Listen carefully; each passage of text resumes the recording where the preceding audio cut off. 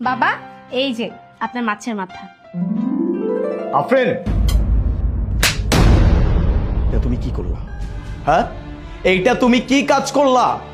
আমি আমার শাশুড়ি, আমার শালি সবাইকে দাওয়াত করে নিয়ে আসছিলাম আমার বাসায়। তাদের জন্য আমি বাজার থেকে বাজারের সব থেকে বড় মাছটা নিয়ে আসছি। আমি তোমাকে বলছি এই মাছটা সুন্দর করে রান্না করে আমার শাশুড়ি আর আমার শালিকে খাওয়াবা। তুমি কি করলা? মাছের এত বড় একটা মাথা তুমি আমার বাবার প্লেটে দিয়ে দিলা। এখানে আমার শাশুড়ি বসা, তাকে তুমি এত বড় অপমান কেন করলা? জামাই বাবাজি, তুমি আমাকে তোমার বাড়িতে দাওয়াত করে নিয়ে এসে আমাদের মা মেয়েকে এইভাবে অপমান করতে পারো না, তাও আবার আমার মেয়ের হাতে। কেন, আমরা কি আমাদের বাড়িতে খাই না? আমরা কি না খেয়ে থাকি? তুমি আমাদেরকে বললে যে মা কত দিন হয়ে গেছে আপনি আমাদের বাড়িতে বেড়াইতে আসেন না, আর আমিও যেহেতু অফিস ছুটি পাচ্ছি না বলে আপনার মেয়েকে নিয়ে যেতে পারছি না, তাহলে আপনি একবার আসুন, ছোটকে নিয়ে আপনি আসুন আমার বাড়িতে, একটু ঘুরে যান, বেড়াই যান, দু একদিন থেকে যান, আপনার মেয়েরও অনেক ভালো লাগবে দেখে। সেই কারণে আমি তোমার বাড়িতে আসলাম আমার ছোট মেয়েকে নিয়ে বেড়াইতে।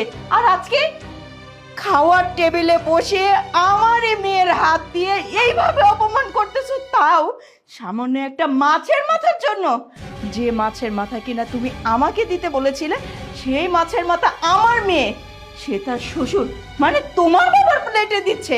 এটা আমার ভাবতেও অবাক লাগছে।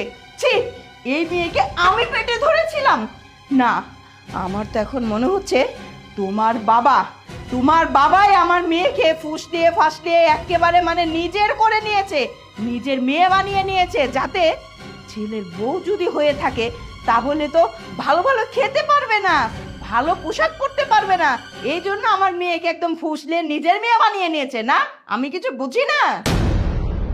আপু তোর কি এই বুদ্ধি ছিল? হ্যাঁ, আমাদের নিয়ে এসে অপমান করার। এই আমি তো তোর কাছ থেকেই শিখবো, তাই না? 2 দিন পর আমার বিয়ে হবে, আমি শ্বশুর বাড়িতে গিয়ে কি করব না করব সেটা তো তুই আমাকে শিখাবি।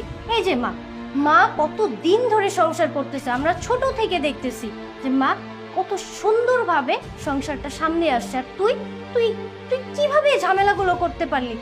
দুলাভাই নিজে থেকে আমাদের ইনভাইট করে এই বাড়িতে নিয়ে এসছে আমাদের ভালো মন্দ খাওয়াবে বলে, কিন্তু তুই তুই কি করলি?